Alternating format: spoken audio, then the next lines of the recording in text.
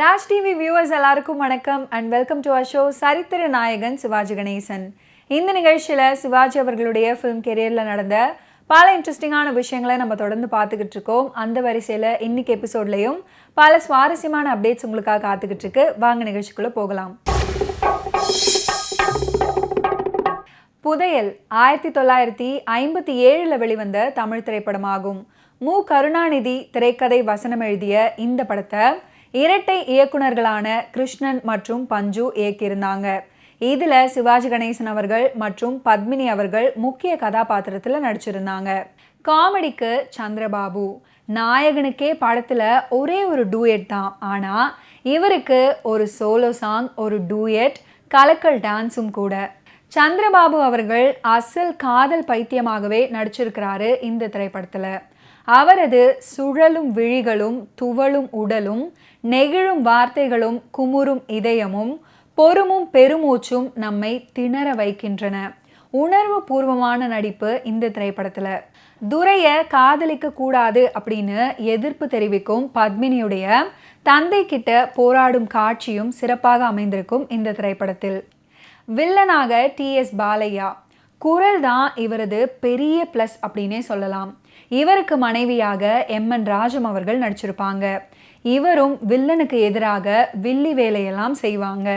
வெள்ளியம்பலமாக நடிக்கும் TS பாலையா இந்த படத்தின் ஜீவநாடியாக விளங்கியிருக்கிறாரு. வெள்ளியம்பலத்தின் இளம் மனைவியாக நடிக்கும் MN ராஜம் படத்துல முதல் பாதியில தலை காட்டிவிட்டு மறு பாதியிலையும் திரைக்கதையில தலையிடுறாங்க. அவங்களுடைய ஆவேச பேச்சும் விழிகளை உருட்டி மிரட்டும் நடிக்கும் காட்சிகள் அவங்களுடைய சிறப்பான நடிப்பாற்றலுக்கு உதாரணம். புதையல் திரைப்படத்தில் இடம்பெற்ற மற்றொரு அற்புதமான பாடல் தான் உனக்காக எல்லாம் உனக்காக, இந்த உடலும் உயிரும் ஒட்டி இருப்பது உனக்காக அப்படின்ற பாடல். சந்திரபாபு அவர்களுடைய ஓப்பனிங் சாங்காக இந்த பாடல் அமைஞ்சிருக்கும். சந்திரபாபு அவர்களே பாடி நடிச்சிருக்கக்கூடிய ஒரு பாடல். இந்த பாடலுக்கு உண்டான வரிகளை பட்டுக்கோட்டை கல்யாண சுந்தரம் அவர்கள் எழுதியிருப்பாரு.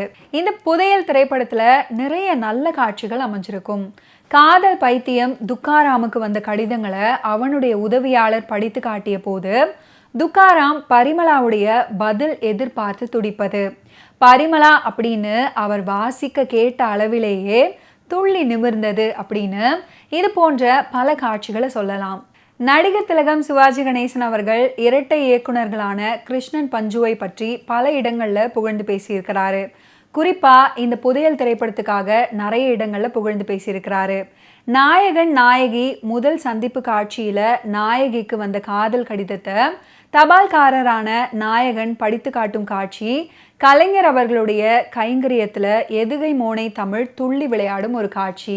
புதையல் ரகசியம் பற்றிய முதல் வரியே எழுவான் சூரியன் தான் உதய சூரியன் பற்றி அப்போதே உள்குத்து டயலாகாக இந்த திரைப்படத்தில் அமைஞ்சிருக்கும். புதையல் திரைப்படத்தில் இடம் பிடித்த காலத்தால் அழிக்க முடியாத ஒரு பாடல் தான் விண்ணோடும் முகிலோடும் விளையாடும் வெண்ணிலவே. இந்த பாடலை P. சுசீலா மற்றும் CS ஜெயராமன் அவர்கள் இணைந்து அற்புதமாக பாடியிருப்பாங்க. பாடலுக்கு உண்டான வரிகளை ஆத்மநாதன் அவர்கள் எழுதியிருப்பாரு. விண்ணோடும் முகிலோடும் அப்படின்ற பாடல் சென்னை பெசன் நகர் எலியட்ஸ் கடற்கரையில் படமாக்கப்பட்டது.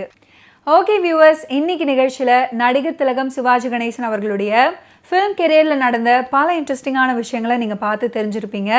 மீண்டும் அடுத்தடுத்த எபிசோட்ஸில் சந்திப்போம். நன்றி, வணக்கம்.